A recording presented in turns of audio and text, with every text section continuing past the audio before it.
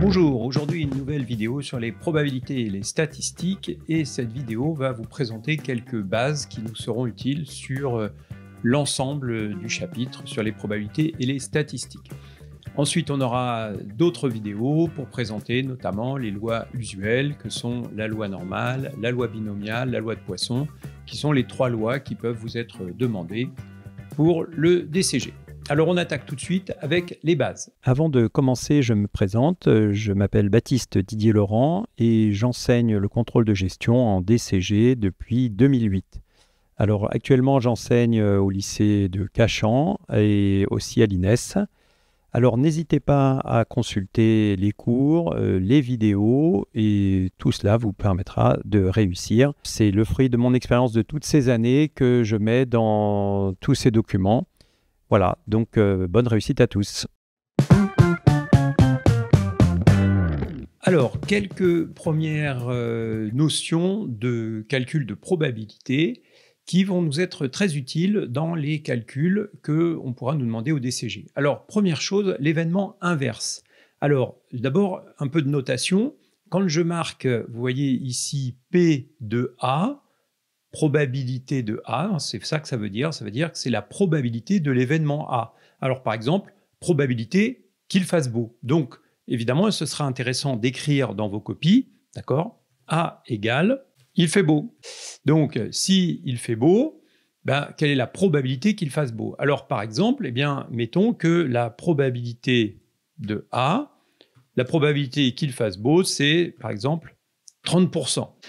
À ce moment-là, la probabilité de A bar, c'est-à-dire la probabilité de l'événement inverse ou de l'événement contraire, ce sera 1 moins P de A, c'est-à-dire qu'évidemment, ce sera 70%. Il y a 70% de chances qu'il fasse pas beau et 30% de chances qu'il fasse beau. Voilà. OK, donc ça sera très utile parce que, par exemple, si on nous demande la probabilité d'avoir plus qu'un défaut dans une production, en avoir plus que 1, c'est en fait en avoir 2, 3, 4, 5. Et donc, ce sera égal à la probabilité, je vais l'écrire plutôt, probabilité de avoir plus que, allez, on va dire 2 défauts. La probabilité d'avoir plus que 2 défauts, c'est la probabilité d'en avoir plus que 2. Donc, c'est 3, 4, 5, 6, etc., etc. Vous comprenez que ce sera beaucoup plus facile de calculer en faisant 1 moins probabilité d'en avoir 0, probabilité d'en avoir 1, d'accord? Donc, en avoir plus que 2, ça suppose d'en avoir 2, 3, 4. Donc, il faut aussi retirer la probabilité d'en avoir. Donc là, évidemment, ça nous fait, hop, il me manque un petit plus ici. Vous comprenez bien que ça nous fait un calcul beaucoup plus simple. Attention ici à bien mettre des parenthèses. D'accord? C'est tout ça qui est à retirer. Donc vous comprenez qu'ici, ça sera un calcul beaucoup plus facile parce que, évidemment, la probabilité d'avoir 0, la probabilité d'avoir 1, la probabilité d'avoir 2, ça ne fait que 3 probabilités à calculer, alors que sinon, il faudrait calculer la probabilité d'avoir 3, 4, 5, 6, 7, 8, et imaginez que vous ayez 1000 produits, ce sera très long. Voilà, donc assez utile de penser à cet événement inverse. Deuxième formule assez utile, le OU. Alors le OU, c'est quand on a, par exemple, 2 possibilités.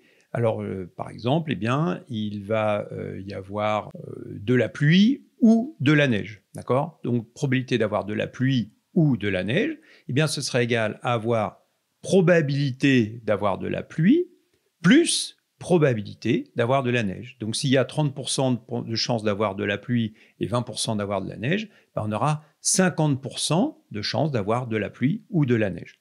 Alors, ici, une petite particularité, c'est qu'en fait, si on peut avoir à la fois et de la pluie et de la neige, il faudra retirer cette partie-là, probabilité d'avoir de la pluie et de la neige. Alors, on comprend bien qu'on ne peut pas avoir et de la pluie et de la neige, parce que soit il tombe de la pluie, soit il tombe de la neige. Donc, dans la plupart des cas au DCG, cet élément-là sera égal à 0.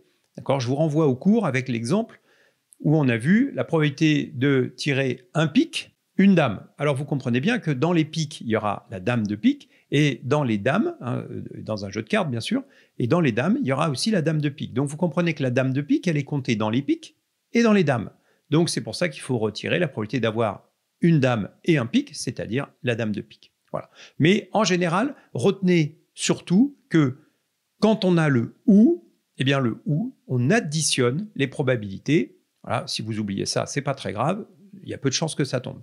D'accord ? Donc le ou, on additionne les probabilités. Alors après le ou, eh bien voilà le et. Le et, eh bien cette fois-ci, on va multiplier les probabilités.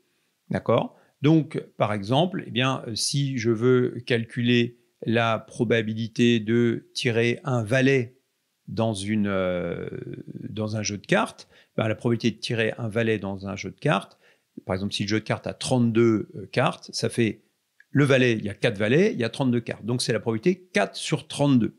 Okay ? Et ensuite, je remets ma carte et la probabilité de retirer encore un valet, comme j'ai remis la carte, il y a de nouveau 4 sur 32. Donc, ça fait 4 sur 32 multiplié par 4 sur 32. Bref, on retient, quand on a du « et », on va multiplier.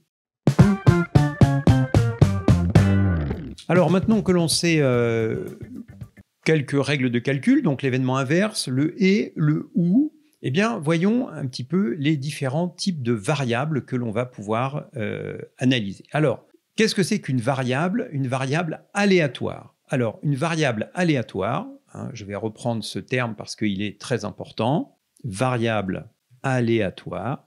Qu'est-ce que c'est qu'une variable aléatoire ? C'est quelque chose d'assez simple. En fait, c'est un chiffre qui est variable, comme son nom l'indique, et qui est variable de façon aléatoire, c'est-à-dire que on ne sait pas exactement quelle va être la valeur, c'est un petit peu le hasard qui va déterminer ça. Alors, je vous donne un exemple de variable aléatoire. Eh bien, par exemple, ici, prenons un exemple que l'on reprendra souvent, le nombre. Alors, on va appeler cette variable aléatoire, on va lui donner un nom. Vous, on vous donne un nom, donc il n'y a pas de raison de ne pas donner de nom aussi aux variables aléatoires. On va l'appeler par exemple A, qu'on va appeler nombre de dans une 5 enfants. D'accord ? Le nombre de filles dans une famille de 5 enfants. Vous êtes d'accord avec moi pour dire que ce nombre est variable, parce que dans une famille de 5 enfants, on peut avoir aucune fille, on peut en avoir 1, 2, 3, 4 ou 5. D'accord ? C'est variable, et puis c'est aléatoire, c'est-à-dire que c'est un petit peu le hasard qui va déterminer si à chaque enfant, vous allez avoir une fille ou un garçon. Donc, c'est une variable aléatoire. Alors, c'est une variable aléatoire discrète. Alors donc, les variables aléatoires, on va avoir deux types de variables aléatoires, les variables aléatoires discrètes, les variables aléatoires continues. Alors, la variable aléatoire discrète, premier élément, eh bien, retenez ça, une variable aléatoire discrète, c'est un escalier. Un escalier, regardez, vous avez ici la forme d'un escalier, alors on dirait un histogramme, d'accord ? Mais retenez l'escalier. C'est-à-dire que, première marche de l'escalier, on a 0 filles dans une famille de 5. Alors, c'est possible d'avoir aucune fille dans une famille de 5, mais il est possible aussi d'en avoir une, d'en avoir 2, d'en avoir 3, d'en avoir 4 ou d'en avoir 5. Évidemment, il n'est pas possible d'en avoir 6 vu qu'on n'a que 5 enfants. Alors, pourquoi est-ce que je parle d'escalier ? Parce que sur les marches d'un escalier, vous êtes soit sur la première marche, soit sur la deuxième. Vous ne pouvez pas être entre deux marches. Et on comprend bien pourquoi. Effectivement, on peut avoir aucune fille dans une famille de 5, ou on peut en avoir une. On ne peut pas avoir 0,5 filles ou 0,8 filles. Il n'y a rien entre 0 et 1. Il n'y a rien. C'est soit 0, soit 1, soit 1, soit 2, soit 2, soit 3, etc. Donc ça, c'est une variable discrète. Alors on verra ça très souvent dans des cas de contrôle de gestion avec, par exemple, le nombre de livraisons qui sont en retard. C'est 0, 1, 2, 3, 4. Le nombre de défauts dans une production, 0, 1, 2, 3, 4 défauts. D'accord ? Donc, à chaque fois qu'on aura quelque chose qui est comme une marche d'escalier, d'accord ? C'est-à-dire, c'est soit 0, soit 1, soit 2, soit 3, et il n'y a rien entre les deux. On parlera de variable discrète. Alors, après la variable discrète, autre variable, la variable continue. Alors, cette fois-ci, autant la variable discrète, c'est un escalier, autant la variable continue, vous le voyez ici, c'est un toboggan. D'accord ? Il n'y a pas de marche, c'est continu.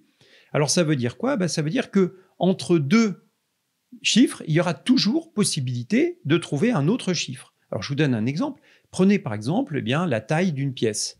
Alors, vous voulez fabriquer, je ne sais pas, une table qui doit faire 1 mètre. D'accord ?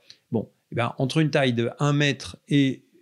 Alors, excusez-moi, je vais recommencer. Plutôt que la taille d'1 mètre, on va prendre la taille d'une personne. Prenez la taille d'une personne. Bah, est-ce que vous avez des tailles entre, par exemple, une personne qui fait 1m75 et 1m76? Bah oui, vous pouvez trouver une personne qui fait 1m75 et demi. Entre une personne qui fait 1m75 et 1m75 et demi, vous pouvez trouver une personne qui fait 1m75,2.